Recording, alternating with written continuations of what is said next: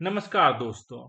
आज हम लोग परफेक्शन आईएएस का जो बीपीएससी 17th के लिए टेस्ट पेपर है उसको डिस्कशन करने के लिए जा रहे हैं। आप लोगों ने परफेक्शन आईएएस के टेस्ट पेपर को ही डिस्कस करने का सुझाव हमें दिया है, तो आप लोग के सुझाव के अनुसार ही मैं परफेक्शन आईएएस का टेस्ट पेपर डेली आज से डिस्कशन करना स्टार्ट कर रहा हूं। तो चलिए स्टार्ट करते हैं परफेक्शन आईएएस टेस्ट पेपर 1।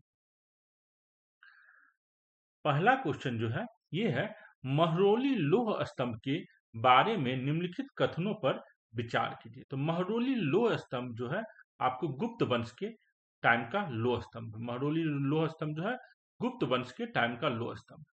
इस पर क्या क्वेश्चन है, इसमें गुप्त सम्राट चंद्रगुप्त वन की उपलब्धि की प्रशंसा की गई है।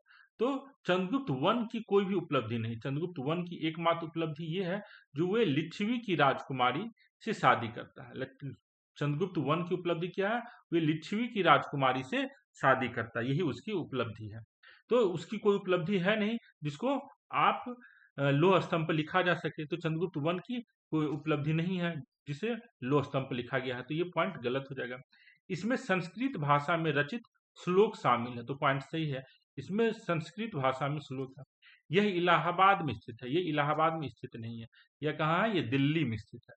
इसका आंसर क्या हो जाएगा, केवल पॉइंट 2। तो इसका आंसर डी हो जाएगा। देखिए इसको आंसर में क्या लिखा गया, पहला कथन गलत है। महरौली शिलालेख की प्रशंसा करता है गुप्त सम्राट चंद्रगुप्त द्वितीय विक्रमादित्य। तो पहला जो इंपॉर्टेंट गुप्त वंश में राजा है वो है चंद्रगुप्त वन, उसके बाद समुद्रगुप्त। देखिए पहला जो इंपॉर्टेंट है वो है चंद्रगुप्त वन, उसके बाद समुद्रगुप्त जो सबसे ज्यादा शक्तिशाली गुप्त वंश का राजा होता है।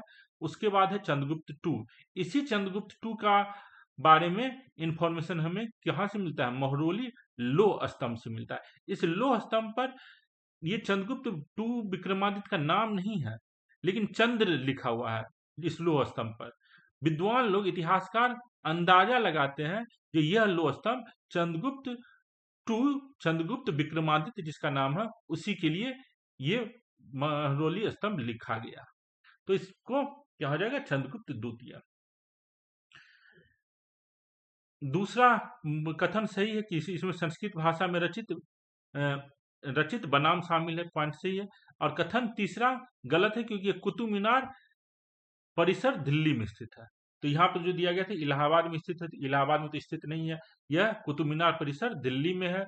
और ये संस्कृत में रचित है, ये पॉइंट सही है। और ये गुप्त वंश के राजा चंद्रगुप्त द्वितीय या जिसको चंद्रगुप्त विक्रमादित्य कहते हैं उसकी प्रशंसा में लिखा गया है। नेक्स्ट क्वेश्चन देखते हैं। अभी देखिए समुद्रगुप्त का इंफॉर्मेशन में प्रयाग प्रशस्ति से मिलता है। मेन जो इन्फॉर्मेशन है समुद्रगुप्त का प्रयाग प्रशस्ति से मिलता है। चंद्रगुप्त द्वितीय का इन्फॉर्मेशन हमें महरौली इंस्क्रिप्शन से मिलता है। नेक्स्ट क्वेश्चन देखते हैं। कोणार्क मंदिर के बारे में निम्नलिखित कथनों पर विचार करें।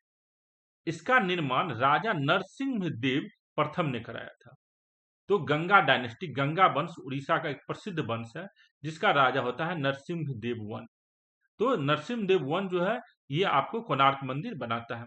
यह उड़ीसा वास्तुकला शैली का एक उत्कृष्ट उदाहरण है, तो ये भी याद रखिएगा। जो उड़ीसा का वंश है, उड़ीसा की वास्तुकला शैली का एक उत्कृष्ट उदाहरण है, तो ये भी पॉइंट सही है। यह भगवान शिव को समर्पित है, यह भगवान शिव को समर्पित नहीं है। कोणार्क मंदिर जो है भगवान सूर्य को समर्पित है। तो कोणार्क मंदिर की स्थापना 13वीं शताब्दी में राजा नरसिंह देव प्रथम के शासनकाल में की गई थी। इसमें सूर्य देव, सूर्य का सम्मान करने के लिए डिजाइन किया गया है। मंदिर के दो भाग हैं, नृत्य मंडप और महान मंदिर। यह मंदिर खोंडा लाइट चट्टानों से बनी है और अपने गहरे रंग के कारण इसे काला पगोडा भी कहते हैं। तो याद रखिएगा कोणार्क मंदिर को काला पोगेडा भी कहते हैं। यह उड़ीसा वास्तु कला शैली और कलिंग वास्तुकला का एक उत्कृष्ट उदाहरण है। तो कोणार्क मंदिर जो है आपको उड़ीसा वास्तुकला शैली या कलिंग वास्तुकला शैली का एक उत्कृष्ट उदाहरण है। यह भगवान शिव को नहीं, यह भगवान सूर्य को समर्पित है और इसे काला पोगेडा भी कहते हैं। इसका आंसर क्या हो जाएगा, तीसरा गलत है। तीसरा गलत है तो तीसरा गलत ये हो जाएगा, इसका आंसर आपको सी हो जाएगा। नेक्स्ट क्वेश्चन देखते हैं। यहाँ पे देखिए ये नरसिंह देव वन जो है उनका टाइम क्या था, नरसिंह देव वन का टाइम है 1238 से लेके 1264। कॉमन इरा। ये जो मंदिर कोणार्क मंदिर बना है कब बना है? 1250 ईस्वी के आसपास बना है। किस स्टाइल में? तो उड़ीसा आर्किटेक्चरल स्टाइल में बना है। नरसिम्ह देव वन इसका गजपति रूलर है। गंगा डायनेस्टी को ही गजपति वंश भी कहा जाता है, गजापति वंश। नेक्स्ट क्वेश्चन देखते हैं। हर्ष पुष्यभूति वंश का था और वह 6 से 6 में सिंहासन पर बैठा। निम्नलिखित में से कौन सा क्षेत्र हर्ष के साम्राज्य में था? हर्षवर्धन, जो प्राचीन भारत में आखिरी इंपॉर्टेंट वंश के बारे में हम लोग पढ़ते हैं, जिसका टाइम पीरियड क्या है? 6 से लेके 647। जिससे हम लोग 1947 में देश आजाद हुआ था। उसी तरीके से आप यहाँ याद रख सकते हैं, जो हर्षवर्धन का टाइम क्या है? 6 से लेके 647 तक के शासन करता है। इसका जन्म कब होता है? 591 में इसका जन्म होता है। इसके पिताजी कौन है हर्षवर्धन के? प्रभाकर वर्धन। भाई राजवर्धन और इसकी बहन राजश्री। ये भी नाम याद रखिएगा। हर्षवर्धन के पिताजी का नाम क्या? प्रभाकर वर्धन। भाई का नाम राजवर्धन और इसकी जो बहन थी राजश्री। तो ये जो है हर्षवर्धन, इसका जो साम्राज्य था आपको यूपी में था, बिहार में था, लेकिन नर्मदा नदी के क्षेत्र नहीं, दक्षिण नर्मदा के दक्षिण जो क्षेत्र है वहां पर ये साम्राज्य को विस्तार नहीं कर पाया था। नर्मदा के दक्षिण में ये साम्राज्य को विस्तार नहीं कर पाया था क्योंकि पुलकेशियन द्वितीय से हार गया था।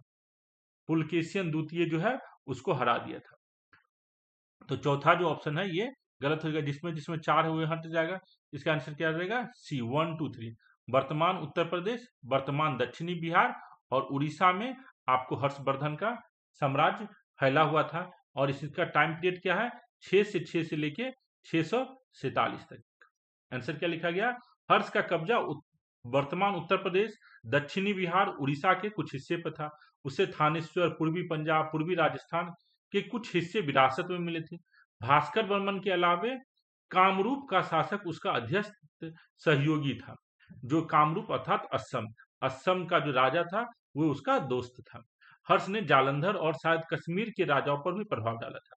दक्षिण में वह नर्मदा सीमा थी जिसके पार पुलकेशियन द्वितीय शासन कर रहा था और इस पुलकेशियन द्वितीय ने उसे दक्षिण पे उसकी विजय यात्रा को रोक दिया था। ये देखिए हर्षवर्धन का साम्राज्य का मैप है। ये देखिए साम्राज्य का यहाँ पर यह मानचित्र है। यहाँ देखिए नर्मदा नदी के दक्षिण, ये नर्मदा नदी के दक्षिण में आपको पुलकेशियन द्वितीय का टाइम पीरियड था। पुलकेशियन द्वितीय हर्षवर्धन को रोक देता है, तो नर्मदा नदी के दक्षिण में उसका साम्राज्य विस्तार नहीं हो पाता। तो यहाँ से हम लोग देखते हैं हर्षवर्धन का जो है मेनली यूपी, बिहार, बंगाल, असम में भी इम्पैक्ट है। नर्मदा के दक्षिण में वे नहीं जीत पाता है। तो इसका आंसर क्या हो जाएगा? चौथा गलत है। इसका आंसर हो जाएगा आपको केवल option C, Harshvardhan. Next question है, निम्नलिखित में से किस विद्वान ने द भिल्सा तोप्स 1854 लिखा था? तो द भिल्सा तोप्स 1854 किसने लिखा है? Alexander Cunningham.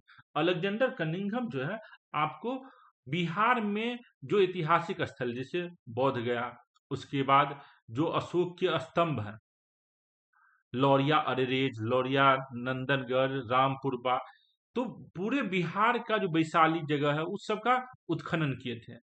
और इन्होंने पूरे बिहार में जो भी इनका उत्खनन है उनको पब्लिश करवाया बुक। तो ये सब जो है एक बुक का नाम है द भिल्सा तोप्स 1854।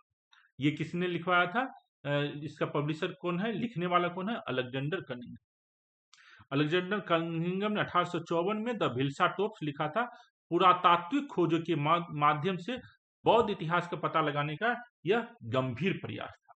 तो पुरातात्विक खोज के आधार पर यह क्या करना चाहते थे? बौद्ध धर्म का पता करना चाहते थे। तो इन्होंने बुक लिखा था द भिल्सा तोप्स 1854। ये है अलेक्जेंडर कनिंघम का। टाइम पीरियड क्या है? 1814 में जन्म हुआ था, 1893 में इनकी मौत हुई थी। Alexander Cunningham. यहाँ पे एक ऑप्शन में क्या है? Mortimer wheeler. तो मार्टिमर व्हीलर कौन है ये भी देख लेते हैं। देखिए मार्टिमर व्हीलर जो है 1890 से 1976 के आसपास इनका डेथ हुआ है। 1944 में ये बने थे डायरेक्टर जनरल आर्कियोलॉजिकल सर्वे। और ये जो है मार्टिमर व्हीलर हड़प्पा के उत्खनन के लिए जाने जाते हैं। हड़प्पा अरिकमाडू, जो अरिकमाडू कहाँ पर है? आपको जगह है पौंडीचेरी में। ब्रह्मगिरी जो है दक्षिण भारत में जगह है। इस सब का इन्होंने उत्खनन किया था। तो 1944 में मॉर्टिमर व्हीलर जो है director general of archaeological survey of India बने थे। और आर.डी. बनर्जी और दयाराम साहनी को भी हम लोग जानते हैं। ये कौन है? हड़प्पा और मोहनजोदड़ो के खोज के लिए हम लोग जानते हैं किनको? दयाराम साहनी एंड राखलदास बनर्जी को। तो ये लोग जो है ये हड़प्पा मोहनजोदड़ो की खोज से रिलेटेड, इंडस वैली सिविलाइजेशन से रिलेटेड है। Mortimer wheeler, RD. Banerjee, DR. Sahni. लेकिन अलेक्जेंडर कनिंघम जो है आपको बिहार में जो पुरातात्विक खोज हुआ है उसके लिए फेमस है। अलेक्जेंडर कनिंघम, उनका ही बुक है द भिल्सा टोप्स, 1854 में ये लिखा गया है। यह है Bhilsa Topes, the Buddhist monument of Central India. Book का फर्स्ट फ्रंट पेज आपको दिख रहा होगा, द भिल्सा टोप्स। किनके द्वारा लिखा गया है? मेजर अलेक्जेंडर कनिंघम, जो बंगाल के इंजीनियर थे। नेक्स्ट क्वेश्चन देखते हैं। मौर्य साम्राज्य के संदर्भ में निम्नलिखित कथनों का मिलान कीजिए। तो मौर्य साम्राज्य के में जो अलग अलग ऑफिसर्स थे, उस ऑफिसर्स का क्या काम है, ये यहाँ पर मिलान करना। तो देखिए इसमें सन्निधाता, सन्निधाता का क्या काम था? सन्निधाता का काम था मुख्य कोषाधिकारी। सन्निधाता का क्या काम था? मुख्य कोषाधिकारी। जो पाटलिपुत्रा में जो कोष है, जो राजकोष है, उसको राजकोष में अभी कितना पैसा है, इस पैसे का, इस पैसे अभी कितना पैसा है, इसका देख रेख करने का काम किसका था? सन्निधाता का। सन्निधाता का क्या काम है? राजकोष में अभी कितना पैसा है, इसका निगरानी रखता था। सन्निधाता से बिना पूछे पैसा न तो इससे में डाला जा सकता था, न इससे पैसा निकाला जा सकता था। तो सन्निधाता हुआ। समाहर्ता, समाहर्ता ये पता करता था, समाहर्ता का क्या काम था? राजस्व कलेक्टर जनरल। इसका समाहर्ता को ये समझिए, जो साम्राज्य में कितना खर्च होगा अलग अलग मदों पर, अलग अलग चीजों पर, और कितना टैक्स से इनकम होगा। तो समाहर्ता जो हो गया आपको फाइनेंस ऑफिसर की तरह था। समाहर्ता का क्या काम था? तो कितना खर्च होगा और कितना इनकम आएगा आएगा साम्राज्य में, इसका पता रखता था। तो समाहर्ता, समाहर्ता क्या हो गया आपको? आधुनिक समाहर्ता हो गया राजस्व कलेक्टर जनरल। राजस्व कलेक्टर जनरल, कलेक्टर जनरल को कहते हैं समाहर्ता। अर्थात जितना पैसा इनकम और एक्सपेंडिचर का हिसाब रखता था समाहर्ता। उसके बाद आपको तो ये सन्निधाता को हम लोग समझ गए। सन्निधाता क्या है? मुख्य कोषाधिकारी। समाहर्ता क्या है? Collector general of revenue. कितना रेवेन्यू जनरेट हो रहा है, कितना रेवेन्यू एक्सपेंडिचर हो रहा है, इसका अंदाजा लगाएगा समाहर्ता। राजुक और प्रादेशिक का जो एक्सप्लेन इस बुक में किया गया है, इस क्वेश्चन में किया गया है इंस्टीट्यूट के द्वारा, वो गलत है। ये हम आपको बता रहे हैं। देखिए प्रादेशिका का इन्होंने क्या एक्सप्लेन किया? जो प्रादेशिका होता है आधुनिक जिला मजिस्ट्रेट, तो गलत है। राजुक जो होता है वो होता है आधुनिक जिला मजिस्ट्रेट, और प्रादेशिक जो है डिविजनल जिला मजिस्ट्रेट होता है, डिविजनल कमिश्नर की तरह होता है। प्रादेशिक डिविजनल कमिश्नर की तरह होता है। प्रादेशिक याद रखिएगा डिविजनल कमिश्नर की तरह होता है, और राजुक जो होता है डिस्ट्रिक्ट मजिस्ट्रेट की तरह होता है, आधुनिक डिस्ट्रिक्ट मजिस्ट्रेट की तरह होता है। यहाँ पर प्रादेशिक को आधुनिक जिला मजिस्ट्रेट बताया गया, यहाँ प्रादेशिक को आधुनिक जिला मजिस्ट्रेट बताया गया, जो गलत। ये हम कैसे बता रहे हैं? देखिए यहाँ पे लिखा गया है, देखिए प्रादेशिक के लिए क्या लिखा गया? यह मंडल का प्रधान अधिकारी होता था। इसका कार्य आजकल के डिविजनल कमिश्नर जैसा था। इसे न्याय का भी कार्य करना पड़ता था। ऐसा प्रतीत होता है कि प्रादेशिक ही अर्थशास्त्र में प्रतिष्ठा नामक पदाधिकारी था, और इसके अंदर में कई राजुक होते थे। प्रादेशिक के अंदर में कई राजुक होते थे, और राजुक को हम लोग क्या कहते हैं? आधुनिक शासन में जिलाधिकारी के समान था राजुक। इसके पास न्याय देने का करने का भी अधिकार था। इसके पास शासन को तंदुरुस्त रखने का भी अधिकार था, जो कहीं पे कोई गड़बड़ी तो नहीं हो रहा, कहीं लूटमार तो नहीं हो रहा है, लोगों का कल्याण कैसे हो उसका भी पता करना था। तो राजुक का काम आधुनिक डिस्ट्रिक्ट मजिस्ट्रेट की तरह था, और प्रादेशिक का काम आधुनिक डिविजनल कमिश्नर की तरह था। तो आधुनिक डिविजनल कमिश्नर की तरह प्रादेशिक था, और राजुक जो है आपको आधुनिक डिस्ट्रिक्ट मजिस्ट्रेट की तरह था। उम्मीद है आपको ये समझ में आया होगा। ये जो क्वेश्चन में यहाँ पर बताया गया, जो राजुक जो है भूमि सर्वेक्षक है, ये गलत है। राजुक का काम भूमि सर्वेक्षक का भी था, डिस्ट्रिक्ट मजिस्ट्रेट के रूप में वो भूमि का सर्वेक्षण भी कर रहा, लेकिन वो बेसिकली आधुनिक जिला मजिस्ट्रेट है। और प्रादेशिक जो है वो आपको क्या था, आधुनिक डिविजनल कमिश्नर की तरह था। तो इस क्वेश्चन में जो बताया गया है वो गलत है, इसलिए हमारे अनुसार ये जो 5 का सी है वो गलत है। नेक्स्ट क्वेश्चन देखते हैं। जजिया कर के बारे में निम्नलिखित कथनों पर विचार कीजिए। जजिया कर मध्यकालीन भारत का एक इंपॉर्टेंट टॉपिक है। जजिया कर, इसको समझते देखिए, यह मुस्लिम प्रजा पर लगाया और वसूला जाता था, तो गलत है।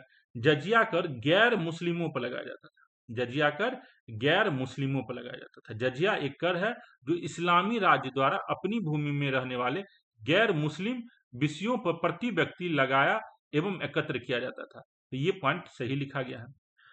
मोहम्मद गौरी ने पहली बार जजिया कर लगाया। भारत में पहली बार जजिया कर 712 ईस्वी में जो मोहम्मद बिन कासिम सिंध पर अटैक किया था, मोहम्मद बिन कासिम जो सिंध पर अटैक किया था, यही जो है मोहम्मद बिन कासिम भारत में पहली बार जजिया कर लगाया था। याद रखिएगा, भारत में पहली बार जजिया कर किसने लगाया था? जो पहला मुस्लिम शासक सफलतापूर्वक भारत पर अटैक किया। भारत के कौन सा इलाका पर अटैक किया था? सिंध पर। कौन अटैक किया था? मोहम्मद बिन कासिम। कब अटैक किया था? 712 में। इसने जजिया कर लगाया था पहली बार। भारत में कुतुबुद्दीन ऐबक ने पहली बार गैर मुसलमानों पर जजिया कर लगाया। ये पॉइंट एकदम गलत है। ये पॉइंट एकदम से यहाँ पर जो एक्सप्लेन किया गया है, भारत में कुतुबुद्दीन ऐबक ने पहली बार गैर मुसलमानों पर जजिया कर लगाया, तो ये गलत है। याद रखिएगा, कुतुबुद्दीन ऐबक का टाइम क्या है? 1206 से लेके 1210। कुतुबुद्दीन ऐबक का टाइम क्या है? 1206 से लेके 1210। भारत में जजिया कर सिंध में कब लग गया था? 712 में। कुतुबुद्दीन ऐबक से 500 साल पहले ही भारत में जजिया कर लगाया जा चुका था। तो ये जो पॉइंट है, भारत में कुतुबुद्दीन ऐबक ने जजिया कर लगाया, ये आप समझ जाइएगा गलत है। भारत में पहली बार जजिया कर किसने लगाया था? तो मोहम्मद बिन कासिम 712 में, जब वो सिंध पर अटैक किया था। तो कुतुबुद्दीन ऐबक ने जजिया कर समाप्त कर दिया। कुतुबुद्दीन ऐबक ने जजिया कर समाप्त कर दिया, गलत है। मोहम्मद गौरी ने पहली बार जजिया कर लगाया, ये भी गलत है। हमने आपको बताया पहली बार जजिया कर किसने लगाया था? मोहम्मद बिन कासिम ने लगाया था 712 में। मुगल सम्राट औरंगजेब ने इन्हें पुनः प्रारंभ किया। तो ये पॉइंट सही है। अकबर के समय जजिया कर को खत्म किया गया था। अकबर के समय जजिया कर को खत्म किया गया था, जिसको औरंगजेब के समय फिर से स्टार्ट किया गया था। औरंगजेब के समय फिर से स्टार्ट किया गया था। तो यहाँ पर देखिए, मुस्लिम प्रजा पर लगाया और वसूला जाता था, ये गलत है। मोहम्मद गौरी ने पहली बार जजिया लगाया, ये भी गलत है। मोहम्मद बिन कासिम ने पहली बार लगाया था। कुतुबुद्दीन ऐबक ने जजिया कर समाप्त कर दिया था, तो कुतुबुद्दीन ऐबक ने जजिया कर समाप्त नहीं किया था। किसने समाप्त किया था? अकबर ने समाप्त किया था। मुगल सम्राट औरंगजेब ने इसे पुनः प्रारंभ किया, तो ये पॉइंट सही है। तो इसमें आंसर क्या हो जाएगा? केवल 1, जो औरंगजेब ने पुनः प्रारंभ किया था, ये पॉइंट सही है। 16वीं शताब्दी में मुगल शासक अकबर द्वारा जजिया को समाप्त कर दिया गया था, लेकिन 17वीं शताब्दी में औरंगजेब ने इसे फिर से लागू किया, तो ये पॉइंट सही है। ये जो बीच में जो बातें लिखी गई है, ये बातें गलत है। तो छठा का आंसर क्या आ जाएगा? केवल 1, मुगल सम्राट औरंगजेब ने इसे पुनः प्रारंभ किया था। नेक्स्ट क्वेश्चन देखते हैं। निम्नलिखित कथनों पर विचार कीजिए। वह सबसे प्रसिद्ध कुषाण शासक था। अब कुषाण वंश पर क्वेश्चन है। उसे द्वितीय अशोक के नाम से भी जाना जाता है, तो सही है। उसे उन्होंने शक संवत की शुरुआत की थी, तो ये भी पॉइंट सही है। वह महायान बौद्ध धर्म का महान संरक्षक था। तो कुषाण वंश में हम लोग जिस राजा को जानते हैं, पहला राजा कौन है? कुजल कडाफिस, जिसको कडाफिस प्रथम के नाम से भी जानते हैं। कुजाला कडाफिस, जिसको कडाफिस प्रथम के नाम से जानते हैं, ये भारत पर अटैक नहीं किया था। कुजाला कडाफिस का बेटा जो भीमा कडाफिस है, ये भारत पर अटैक किया था, जिसको कडाफिस द्वितीय भी कहते हैं। तो कुषाण वंश में जो भारत पर अटैक करने वाला आदमी है, वह है भीमा कडाफिस। और भीमा कडाफिस का बेटा होता है कनिष्क, जो सबसे फेमस कुषाण वंश का राजा है। सबसे फेमस कुषाण वंश का राजा कौन है? कनिष्क। कनिष्क के पिताजी कौन है? भीमा कडाफिस, जो भारत में कुषाण वंश की तरफ से पहली बार भारत पर अटैक किया था। तो यहाँ पर जो ऑप्शन में है, वह सबसे प्रसिद्ध कुषाण शासक था, तो कनिष्क सबसे प्रसिद्ध कुषाण शासक है। उसे द्वितीय अशोक के नाम से भी जाना जाता है, ये भी पॉइंट सही है, क्योंकि कनिष्क के टाइम पीरियड में ही क्या हुआ था? कनिष्क के टाइम पीरियड में चतुर्थ बौद्ध संगति हुआ था, उसका अध्यक्ष कौन था चतुर्थ बौद्ध संगति का? वसुमित्र। और उपाध्यक्ष कौन था? तो अश्वघोष। अश्वघोष जिसको कनिष्क जो है कहां से लाया था? कनिष्क पाटलिपुत्रा से पकड़ के ले गया था। पाटलिपुत्रा से पकड़ के अश्वघोष को पाटलिपुत्रा से पकड़ के अश्वघोष को कनिष्क ले गया था। कहां पर? कुंडलबन कश्मीर में, चतुर्थ बौद्ध संगति में। तो उसको उपाध्यक्ष बनाया और वसुमित्र जो है उसका अध्यक्ष था चतुर्थ बौद्ध संगति का। तो बौद्ध धर्म के लिए ये कुषाण का जो कनिष्क है इसने बहुत ज्यादा अच्छा काम किया। उन्होंने शक संवत की शुरुआत की थी। जब 78 एडी में 78 एडी में कनिष्क का जो शासक है कुषाण, कुषाण का जो शासक है कनिष्क, कुषाण वंश का जो शासक है कनिष्क, ये राजा बनता है। तो अब एक संवत स्टार्ट करता है जिसको क्या कहते हैं हम लोग? शक संवत कहते हैं। एक संवत जो स्टार्ट करता है कुषाण वंश का राजा कनिष्क, वे संवत का क्या नाम है? शक संवत।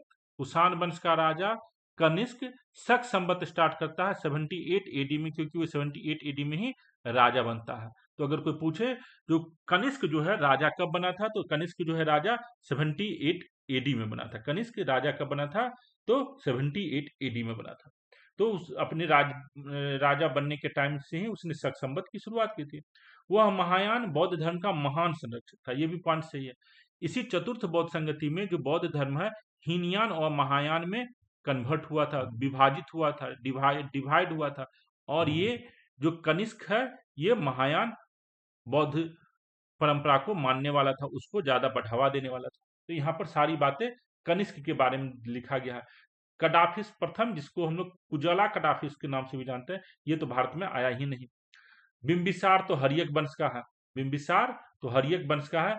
इसको हम लोग बौद्ध धर्म के प्रचार प्रसार के लिए नहीं जानते हैं। वासुदेव प्रथम जो है ये भी आपको कुषाण वंश का ही शासक है। वासुदेव प्रथम कुषाण वंश का ही शासक है, लेकिन ये उतना काम नहीं किया जितना कनिष्क ने काम किया है। इसका आंसर क्या हो जाएगा? कनिष्क हो जाएगा। इसका आंसर आपको कनिष्क हो जाएगा। हम लोग कुषाण वंश के और जो राजा उसके नाम भी जान लेते हैं। देखिए, सबसे पहला कुजला कडाफिस, जिसको कडाफिस 1 कहते हैं। दूसरा भीमा कडाफिस। उसके बाद तीसरा जो आप सबसे फेमस है वो है कनिष्क। और चौथा कौन है आपको? चौथा है बासिक। चौथे राजा का क्या नाम है? बासिक। बासिक के बाद कौन आता है? हुबुस्क। केवल नाम याद रखिए, हुबुस्क। हुबुस्क के बाद आता है कनिष्क द्वितीय। कनिष्क द्वितीय के बाद आता है आपको वासुदेव। कनिष्क द्वितीय के बाद आता है वासुदेव। वासुदेव के बाद आता है कनिष्क तृतीय। और उसके बाद जो आखिरी राजा है कुषाण वंश का वो है वासुदेव द्वितीय। तो वासुदेव द्वितीय जो है कुषाण वंश का आखिरी राजा। तो एक बार फिर से रिवीजन कर लीजिए। कनिष्क कुषाण वंश का कनिष्क के बाद जो राजा है उसमें नाम आता है बासिक। बासिक के बाद हुबुस्क। हुबुस्क के बाद कनिष्क द्वितीय। कनिष्क द्वितीय के बाद वासुदेव। वासुदेव के बाद कनिष्क तृतीय। और कनिष्क तृतीय के बाद वासुदेव द्वितीय। तो ये सब राजाओं के नाम आपको रिवीजन हो गया होगा कुषाण वंश का। उसका बाद अगला क्वेश्चन है, निम्नलिखित में से मूर्ति कला का कौन सा विद्यालय कुषाणों से संबंधित है? तो कुषाण के टाइम पीरियड में जो इस आर्किटेक्चर आर्ट मूर्ति बनाने के लिए जो सब स्कूल बना था उसमें फेमस कौन है? गांधार स्कूल और मथुरा स्कूल। उसमें कौन फेमस है? गांधार और मथुरा। अमरावती स्कूल जो था मूर्तिकला का, ये किसके टाइम पीरियड में बना था? किसके प्रोत्साहन से बना था? किसके समर्थन से बना था? तो सातवाहन राजाओं के द्वारा। अमरावती दक्षिण भारत में है। तो दक्षिण भारत में कौन राज कर रहा था उस टाइम? तो सातवाहन। तो अमरावती स्कूल जो है अमरावती कला विद्यालय किसके समर्थन से बना था? तो सातवाहन का। और गांधार और मथुरा जो है कुषाण। ये देखिए, जब कुषाण यहाँ पर राज कर रहा था, कुषाण का क्या है आपको? ये ऊपर वाला इलाका जो देखिए मैप में, ये कुषाण का ऊपर वाला इलाका है। यहाँ पर जो मथुरा है, यहाँ मथुरा है, ये मथुरा है। और गांधार, यहाँ पर गांधार, ये गांधार के आसपास यहाँ पर है गांधार। तो यहाँ पर दो मूर्तिकला का स्कूल, मतलब वहां पर मूर्तियां बनती थी जिसको समर्थन कुषाण ने किया था। और यहाँ पर देखिए अमरावती है दक्षिण भारत, ये सातवाहन का साम्राज्य है। तो यहाँ पर सातवाहन ने अमरावती मूर्तिकला को समर्थन दिया, उसको व्यवस्थित किया, उसको प्रोत्साहित किया, और गांधार और मथुरा जो मूर्तिकला है उसको किसने समर्थन दिया, प्रोत्साहन दिया? तो कुषाण ने दिया।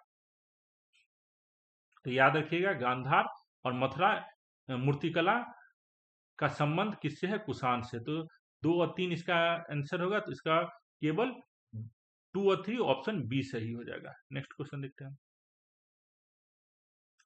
अगला क्वेश्चन है, प्राचीन भारत के संदर्भ में बेरी गाजा, बारबीरिकम और एरिकुमेडू किसके लिए प्रसिद्ध है?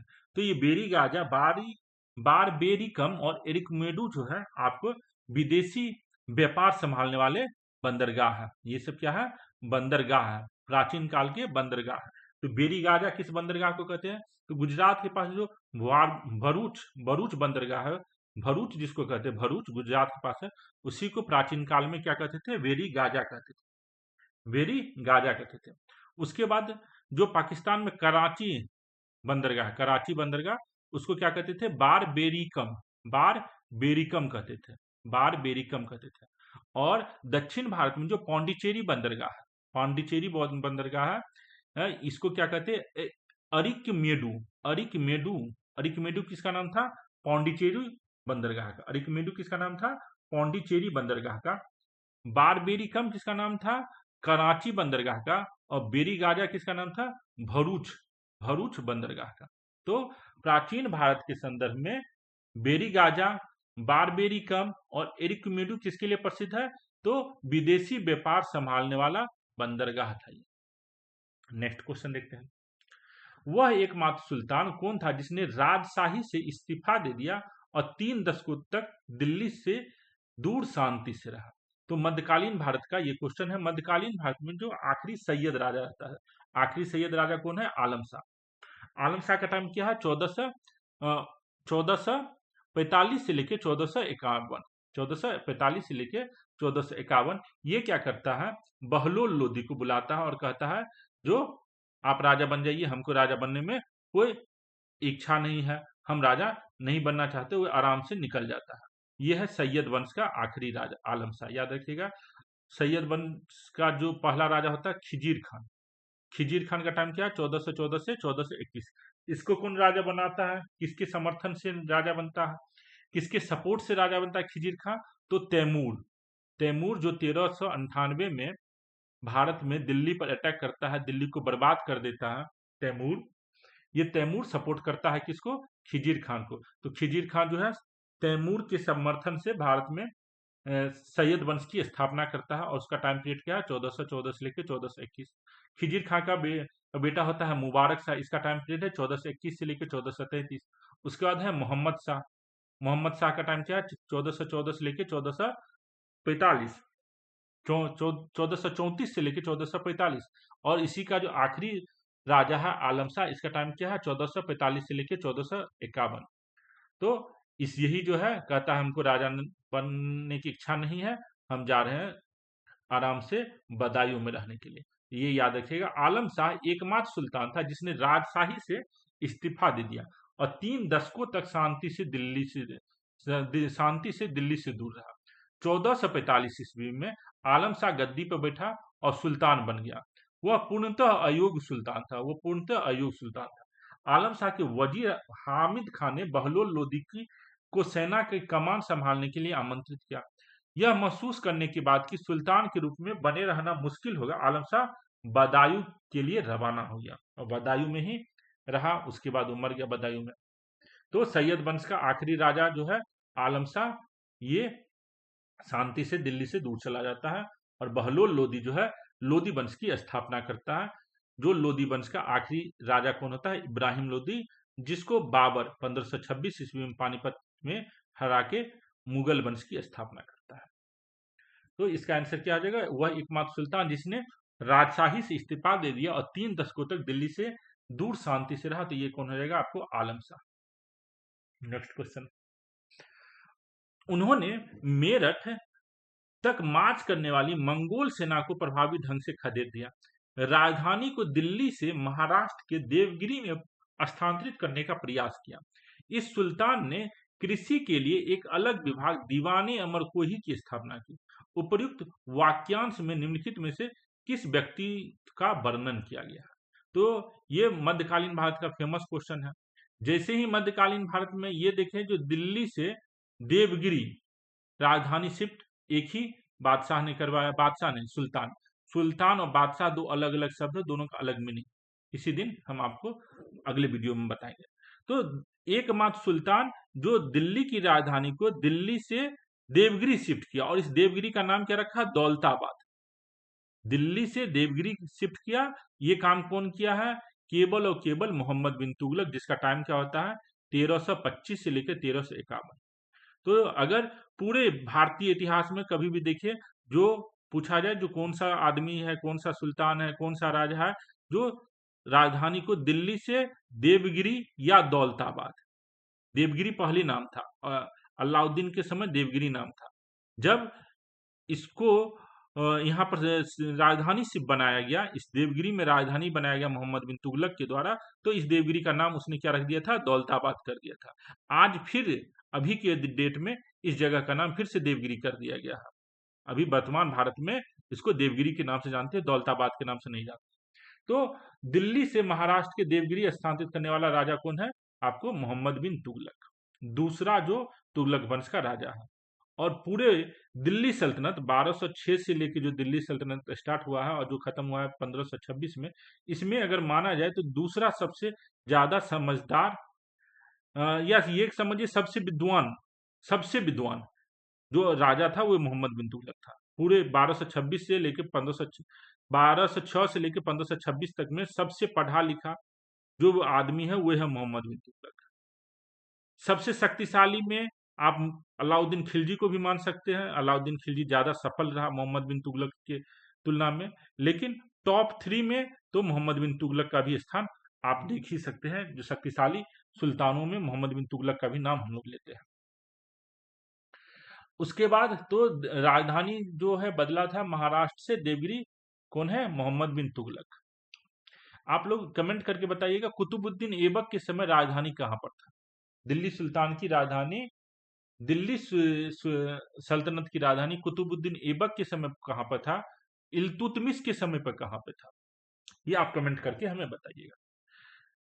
इस सुल्तान ने कृषि के लिए एक अलग विभाग दीवाने अमर को ही बनाया था। अमर को ही का काम क्या था? दीवाने अमर को ही, जो गरीब किसान है या जो जमीन बंजर है, उस बंजर जमीन को उपजाने के लिए, उस बंजर जमीन को खेती योग्य बनाने के लिए मोहम्मद बिन तुगलक ने क्या किया था?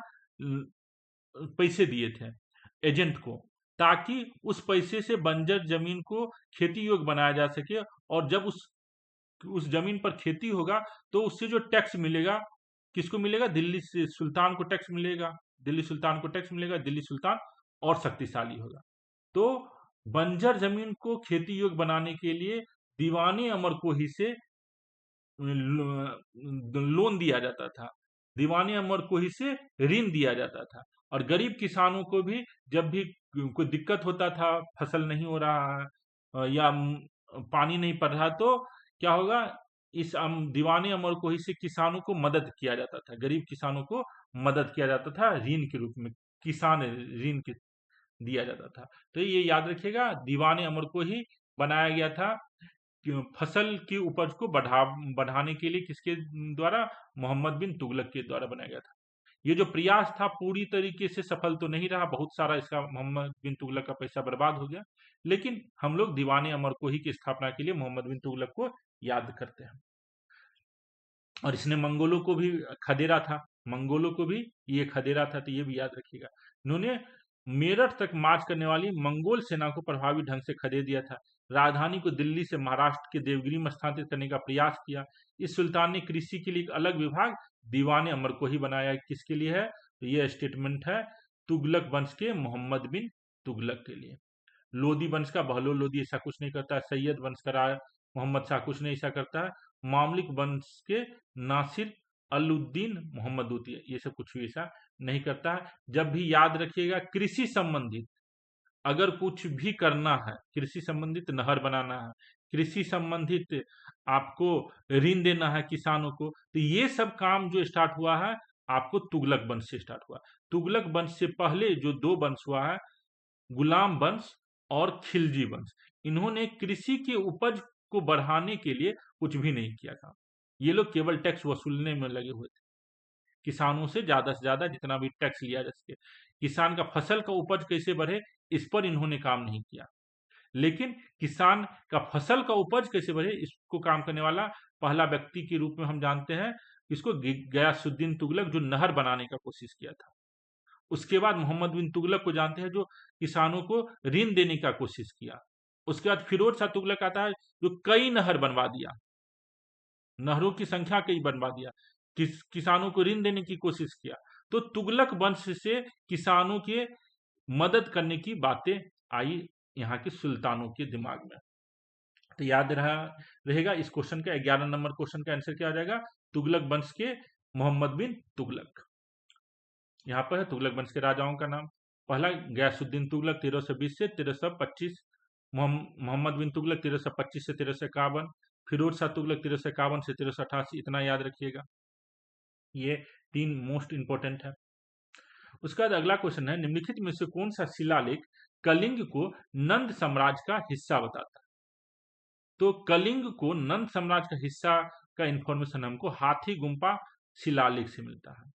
हाथी गुम्पा शिलालेख कहाँ है? कलिंग उड़ीसा में है, जो राजा खारवेल का इंफॉर्मेशन देता है। राजा खारवेल के व्यक्तित्व और उसके कृतित्व का इंफॉर्मेशन देता है कौन सा शिलालेख? हाथी गुम्पा शिलालेख।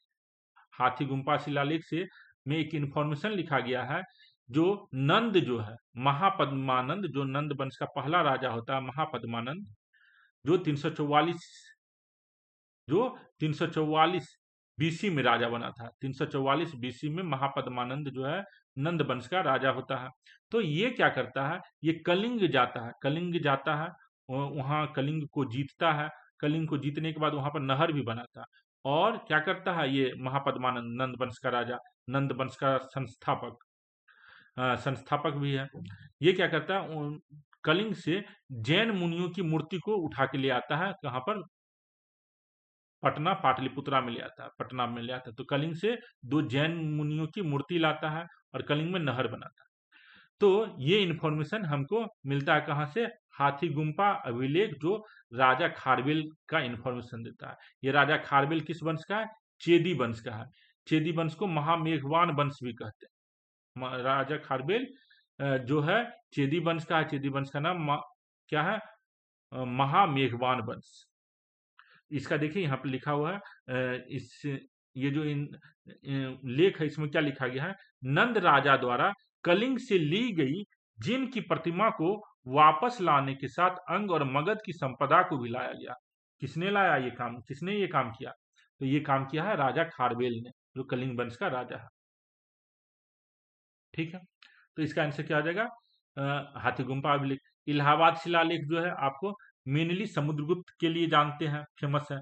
कंधार शिलालेख जो है आपको, कंधार शिलालेख को भी जान जाइए। ये अशोक का शिलालेख है। ये अशोक का एक ऐसा शिलालेख है जिसमें 2 भाषाएं और 2 लिपियों में लिखा गया इंफॉर्मेशन है।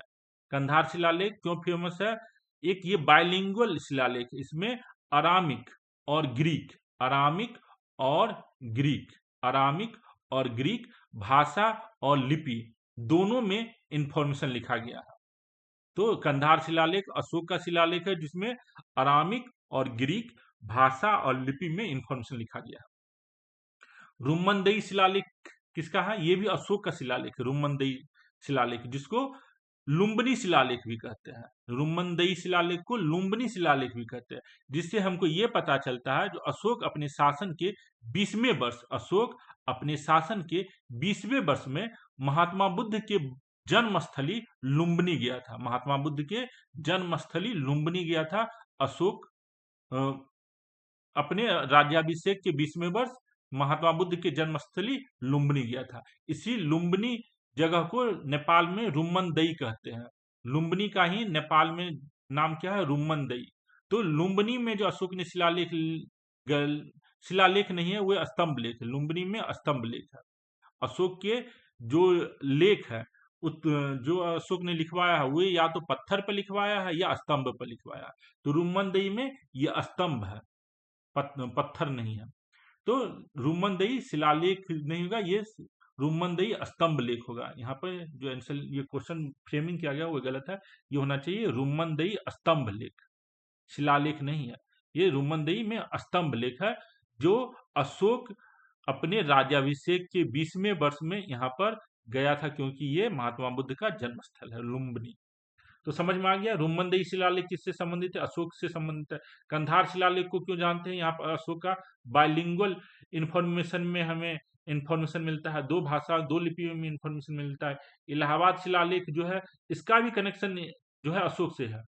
इलाहाबाद शिलालेख का कनेक्शन कई राजाओं से है। इलाहाबाद शिलालेख का कनेक्शन केवल समुद्रगुप्त से नहीं है, अशोक का भी इस पर इंफॉर्मेशन था। यही कारण है इस शिलालेख पर आपको समुद्रगुप्त भी लिख पाता है। और आप हमको कमेंट करके बताइएगा इलाहाबाद जो प्रशस्ति है उसमें और कौन कौन सा राजा के बारे में इंफॉर्मेशन हमें मिलता है।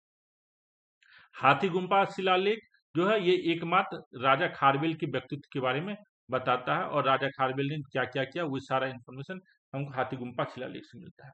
और इसी से पता चलता है जो नंद राजा जो है कलिंग पर विजय प्राप्त किया था। तो इसका आंसर क्या हो जाएगा, 13 का सी। नेक्स्ट क्वेश्चन देखते हैं। अशोक के साम्राज्य के निम्नलिखित प्रांतों और राजधानियों का मिलान करें। तो अशोक के साम्राज्य के बारे में जो है देखिए, उदिच उदिच की राजधानी कहां पर थी, उदिच की राजधानी थी तक्षशिला। अवंतीरथ की राजधानी कहाँ है, उज्जैन। अवंतीरथ की राजधानी कहाँ पर है, उज्जैन। कलिंग की राजधानी कहाँ है, तोसाली। कलिंग की राजधानी कहाँ है, तोसाली आपको उड़ीसा की राजधानी हो जाएगा। पाटलिपुत्रा की राजधानी क्या हो जाएगा, आपको बिहार हो जाएगा। उसके बाद जो सुबर्णगिरी है, सुबर्णगिरी आपको कहाँ पर है, रायचूर, कर्नाटक वाला जगह है, रायचूर में है। तो ये सुबर्णगिरी जो है आपको कर्नाटक का हो जाएगा राजधानी। और उज्जैन जो है मध्य प्रदेश का राजधानी हो जाएगा। उज्जैन मध्य प्रदेश का राजधानी हो जाएगा। इसका आंसर क्या हो जाएगा, तो देखिए पाटलिपुत्रा। पाटलिपुत्रा का राजधानी पाटलिपुत्र जो है बिहार, 1 का सी, 1 का सी ये है, 1 का सी। उसके बाद सुवर्णगिरी जो है 2 का डी, 2 का डी, तो इसका आंसर सी हो जाएगा, ऑप्शन सी। देख लीजिए, याद रखिएगा अवंती रथ का राजधानी कहाँ था, उज्जैन। कलिंग की राजधानी तोसली, कलिंग की राजधानी तोसली अर्थात उड़ीसा की राजधानी तोसली। पूर्वी भारत की राजधानी पाटलिपुत्र, ये तो याद रहेगा ही, ये तो आप कभी भूलिएगा नहीं। नेक्स्ट क्वेश्चन देखते हैं। नेक्स्ट क्वेश्चन है यहाँ पर निम्नलिखित का मिलान कीजिए। बुलंद दरवाजा जो फतेहपुर सिकरी में है किसने बनाया था, अकबर ने। बुलंद दरवाजा फतेहपुर सिकरी अकबर से है। अलाई दरवाजा ये जो है आपको दिल्ली में अलाउद्दीन खिलजी के द्वारा बनाया गया था। मोती मस्जिद, मोती मस्जिद जो है दिल्ली में औरंगजेब के द्वारा बनाया गया है। मोती मस्जिद आगरा में शाहजहां के द्वारा बनाया गया है। तो मोती मस्जिद जो आगरा में है किसके द्वारा बनाया गया था, जहां ये शाहजहां के द्वारा बनाया गया था। ये शाहजहां के द्वारा बनाया गया था। कब कंप्लीट हुआ है, 1653 में, 1653 में कंप्लीट हुआ था। उसी तरह से मोती मस्जिद आपको दिल्ली में भी बनाया गया है। जो आपको दिल्ली में जो मोती मस्जिद है ये किसने बनाया, औरंगजेब ने बनाया। तो इस तरीके से हम लोग इस परफेक्शन आईएएस के जो पहला टेस्ट पेपर है उसके 15 क्वेश्चन को हम लोग डिटेल्ड ढंग से डिस्कशन किए हैं। उम्मीद है आपको अच्छा से ये क्वेश्चन पेपर समझ में आया होगा। आप लोग को कैसा लगा ये डिस्कशन हमें कमेंट करके जरूर बताएं, ताकि इसी तरीके से हम और भी आगे का जो क्वेश्चन है उसको हम डिस्कशन करें, आप लोग के सामने प्रस्तुत करें। कोई भी कंफ्यूजन है, कोई भी क्वेरी हो, हमें कमेंट करके बताएं। देखने के लिए बहुत बहुत धन्यवाद। Thank you.